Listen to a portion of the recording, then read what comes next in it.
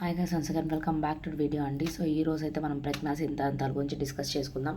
ఇదైతే నేను చేసుకున్న ప్రిపరేషన్ నోట్స్ అండి. సో అందుకని మీకైతే దీని నుంచి ఎక్స్ప్లెయిన్ చేస్తున్నాను. ప్రజ్ఞా సిద్ధాంతాలు. సో మనకి 5 రకాల సిద్ధాంతాలు ఉన్నాయి. దాంట్లో ఫస్ట్ వన్ చూద్దాం. ఏకకారక సిద్ధాంతం, దీన్ని సామాన్య కారక సిద్ధాంతం, సాంప్రదాయ సిద్ధాంతం, యతృత్వ సిద్ధాంతం, యూనిఫాక్టర్ థియరీ అని అంటారు. సో ఒక వ్యక్తికి ఒక రంగంలో ప్రావీణ్యం ఉన్నట్లయితే మిగిలిన అన్ని రంగాల్లో ఉంటుంది అని ఈ ఒక సిద్ధాంతం యొక్క నమ్మకం. ప్రజ్ఞ ఏకకారకం అంటే ఇంటెలిజెన్స్ అనేది సింగిల్ ఫ్యాక్టర్ మీద ఉంటుంది, అందుకని యూనిఫాక్టర్ అని అంటాం. జనరల్ ఫ్యాక్టర్ జీ ఫ్యాక్టర్ అని అంటాం. ఉదాహరణ, పాటలు బాగా పాడే వ్యక్తి డ్యాన్స్, ఆటలు అన్నీ కూడా చేస్తాడు అని చెప్పడం. ద్వికారక సిద్ధాంతం, ఇది చెప్పింది ఎవరు అంటే ఇంగ్లాండ్ దేశానికి చెందిన చార్లెస్ స్పియర్మ్యాన్.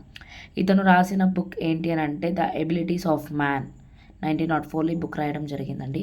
ప్రజ్ఞలో 2 కారకాలు ఉంటాయి. జీ ఫ్యాక్టర్ అంటే general factor, S factor specific factor. ఈ జీ ఫ్యాక్టర్ అనేదండి హెరిడిటీ గుండా వస్తుంది, అంటే వారసపారపరంగా వస్తుంది. ఈ స్పెసిఫిక్ ఫ్యాక్టర్ అనేది శిక్షణ ద్వారా వస్తుంది అని చెప్పిన వ్యక్తి స్పియర్మ్యాన్, ఇంగ్లాండ్ దేశం చెందిన వ్యక్తి. ఎబిలిటీస్ ఆఫ్ మ్యాన్ అనే గ్రంథ రచయిత. బహుకారక సిద్ధాంతం, ఈ బహుకార సిద్ధాంతాన్ని ప్రతిపాదించింది ఈఎల్ థారండైక్, అమెరికా దేశానికి చెందిన వ్యక్తి. దీని ఉందా మనకి చాలా bits వచ్చుంటాయి.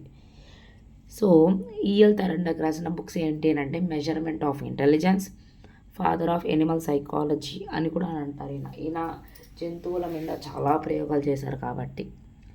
So measurement of intelligence, ఈయన ప్రకారం ప్రజ్ఞ 3 రకాలు అవి అని చెప్పడం జరిగింది. అవి మూర్త, యాంత్రిక, సాంఘిక. బాగా గుర్తుపెట్టుకోవాలి. అమూర్త, యాంత్రిక, సాంఘిక. అమూర్త అంటే అబ్స్ట్రాక్ట్, యాంత్రిక మెకానికల్, సాంఘిక సోషల్. ప్రజ్ఞను మాపనం చేయడానికి అన్ని ప్రజ్ఞ పరీక్షలు తయారు చేశారు. ఈయన ప్రజ్ఞను మాపనం చేయడానికి ప్రజ్ఞా పరీక్షలు కూడా తయారు చేశారు. దానిలో CAVD క్యాడ్. సి అంటే సెంటెన్స్ కంప్లీషన్, వి అంటే అర్థమాటిక్, ఏ అంటే వొకాబులరీ, డి అంటే డైరెక్షన్స్.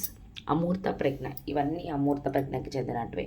అమూర్త ప్రజ్ఞ, అమూర్త యాంత్రిక, సాంఘిక, ఇవన్నీ కూడా ప్రజ్ఞ రకాలు. ఎవరి according to E L Thorndike. So ప్రజ్ఞను మాపనం చేయడానికి కనుక్కునేది CAVD క్యాడ్, sentence completion, arithmetic, vocabulary, directions. ఇవన్నీ అమూర్త ప్రజ్ఞలో భాగాలు. మ్యాథ్స్లో రాణించిన వ్యక్తి భాషలో రాణించలేడు అని ఈయన ప్రతిపాదించిన సిద్ధాంతం. అంటే అది గ్రూప్స్ కాబట్టి, ఇది లాంగ్వేజ్ కాబట్టి. నెక్స్ట్ ప్రజ్ఞ సామూహిక సిద్ధాంతం. సో దీన్ని గ్రూప్ ఫ్యాక్టర్ థియరీ అని, ప్రాథమిక మానసిక శక్తుల సిద్ధాంతం అని చెప్తారు. సో అమెరికాకు చెందిన లూయిస్ లియాన్ థాంస్టన్ అమెరికాకు చెందిన లూయిస్ లియాన్ థాంస్టన్ ఈ సిద్ధాంతాన్ని ప్రతిపాదించారు. ఈయన రాసిన పుస్తకాలు ఏంటి అంటే multi factor analysis, primary mental abilities. So ప్రాథమిక సామర్థ్యాలు ఉంటాయి అని, అంటే ప్రైమరీ మెంటల్ ఎబిలిటీస్లో కొన్ని 7 ప్రాథమిక సామర్థ్యాలు ఉంటాయని. ఆ 7 ప్రాథమిక సామర్థ్యాలు శాబ్దిక, సాంఘిక, ప్రాదేశిక, ప్రత్యేక, పదధారతలత అంటే వర్డ్ ఫ్లూయెన్సీ, స్మృతి సామర్థ్యము, వివేచన. సో వీటిని నేను ఇంగ్లీష్లో కూడా రాశాను, ఎవరైనా కావాలంటే చూసుకోండి. 7 సామర్థ్యాలు ఈ ప్రైమరీ మెంటల్ ఎబిలిటీస్లో 7 ఉన్నాయి. సో అవి ఏంటంటే వర్బల్, న్యూమరికల్ ఎబిలిటీస్, స్పేటియల్ అంటే ప్రాదేశిక, perceptual ability, word fluency, memory, reasoning తార్కికత. దీనికి నేను పెట్టుకున్న కోడ్ SRPMNWV. ఎస్ అంటే స్పేటియల్, పి అంటే పర్సెప్చువల్, ఆర్ అంటే రీజనింగ్, ఎం అంటే మెమరీ, ఎన్ అంటే న్యూమరికల్, డబ్ల్యూ అంటే వర్డ్ ఫ్లూయెన్సీ, పి అంటే వర్బల్, SPRMNVW ఆర్ WV. అది మీ ఇష్టం అండి. సో ఇవన్నీ సోషల్ గ్రూప్ ఫ్యాక్టర్ థియరీ, ప్రజ్ఞా సామూహిక సిద్ధాంతంకి సంబంధించినట్టు. ఇది ప్రవేశపెట్టింది ప్రతిపాదించింది అమెరికా దేశానికి చెందిన లూయిస్ లియాన్ థాంస్టన్. సో మొదటిది మనకి G factor based, next G factor and specific factor ద్వితీయకారక సిద్ధాంతం. దీన్ని ప్రతిపాదించింది ఎవరు? స్పియర్మ్యాన్. బహుళకారక సిద్ధాంతం దీన్ని ప్రతిపాదించింది ఈఎల్ థార్న్డైక్. సో ఇక్కడ ప్రజ్ఞాసామిక సిద్ధాంతం గ్రూప్ ఫ్యాక్టర్ థియరీ దీన్ని ప్రతిపాదించింది లూయిస్ లియాన్ థర్న్స్టన్. నెక్స్ట్ ప్రజ్ఞాస్వరూప సిద్ధాంతం. ఒకసారి చూసినట్టయితే ప్రజ్ఞాస్వరూప సిద్ధాంతం ఇది 5వ సిద్ధాంతం ప్రజ్ఞా సిద్ధాంతంలో మనకున్నటివి. సో ఫ్యాక్టర్ అనలైజ్ థియరీ అని అంటారు దీన్నే మోడల్ ఇంటెలిజెన్స్ థియరీ అని కూడా అంటారు. సో ప్రజ్ఞాస్వరూప సిద్ధాంతం దీన్ని ప్రతిపాదించింది గిల్ఫర్డ్. ఎవరు? గిల్ఫర్డ్, అమెరికా దేశానికి చెందిన వ్యక్తి. ప్రజ్ఞలో 3 విశేషకాలు ఉంటాయి ఈయన ప్రకారం. అవి ఏంటి అంటే కంటెంట్స్, ఆపరేషన్స్, ప్రోడక్ట్స్. అంటే వేటి గురించి ఆలోచిస్తారు అనేది కంటెంట్, ఎలా ఆలోచిస్తారు అనేది ఆపరేషన్స్, ఫలితాలు అనేది ప్రోడక్ట్స్. ఇందులో units, classes, relations, system, transformations, implementations అనేటివి ఉంటాయి. యూనిట్ ప్రోడక్ట్స్లో ఫలితాల్లో unit, classes, relationships, systems, transformation, implementations. ఇంకా మనం చూసినట్టయితే సో ఈ కంటెంట్స్లో మనం చూసినట్టే ఈ ప్రోడక్ట్స్లో భాగం యూనిట్స్, క్లాసెస్, రిలేషన్, సిస్టమ్ ఇవి మీ బైహర్ట్ చేయాల్సింది. ఆపరేషన్స్లో అయితే evaluation, memory, cognition, convergent thinking అంటే సమైక్య ఆలోచనలు, ఒకే రకంగా ఆలోచించడం.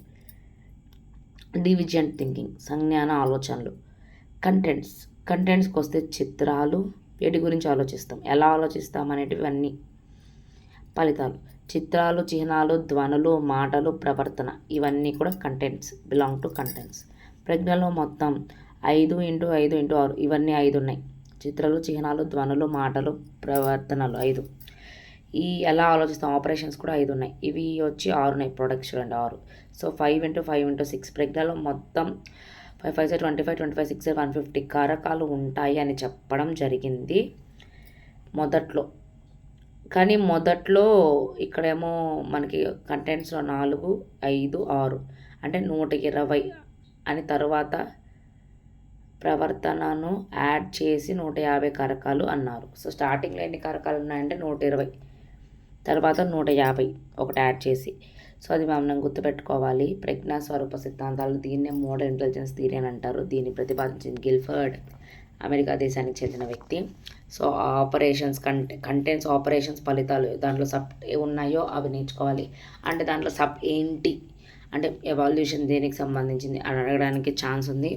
మొత్తం ఎన్ని రకాల ప్రజ్ఞలు ఉన్నాయని అంటే ప్రజ్ఞలో మొత్తం 150 కారకాలు ఉండేటివి ఫ్యాక్టర్స్. స్టార్టింగ్లో అయితే 120 ఉండేటివి, అది గుర్తుపెట్టుకోవాలి. దాని తర్వాత దీన్ని యాడ్ చేస్తారు ప్రవర్తన, బిహేవియర్ని యాడ్ చేసి 150 చేయడం అయితే జరిగింది. ఎస్ అండి, that's all for today's video. So have a nice day. So మీకు ఈ కంటెంట్ ఏదైతే ప్రజ్ఞా సిద్ధాంతాలు ఉందో అది అర్థమైందని ఐ హోప్ సో.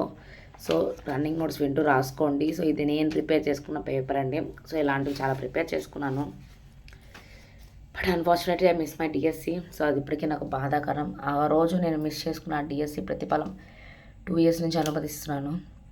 ఎంత కష్టపడినా ప్రైవేట్ స్కూల్లో గుర్తింపు ఉండదు. హార్డ్ వర్క్ తప్ప ఇంకా ఏం కనిపించదు. అంత హార్డ్ వర్క్ చేసి నాకైతే అసలు ఒళ్ళు నీరసించిపోతుంది. ఇప్పుడు literally time 11 I think so 11 ఏమో అవుతుంది. ఈ టైంలో నేను వీడియో చేసి పోస్ట్ చేస్తున్నానండి. నేను నుంచి మీరు ఎక్స్పెక్ట్ చేసింది ఒక షేర్, ఒక లైక్, ఒక సబ్స్క్రైబ్. మీరు కొత్త వాళ్ళకి ఆల్రెడీ మీరు సబ్స్క్రైబ్ చేసుకుంటారు కాబట్టి మీరు కొత్త వాళ్ళకి షేర్ చేస్తే నా వీడియో రీచ్ అవ్వద్దండి. కొంచెం లైక్ చేయండి.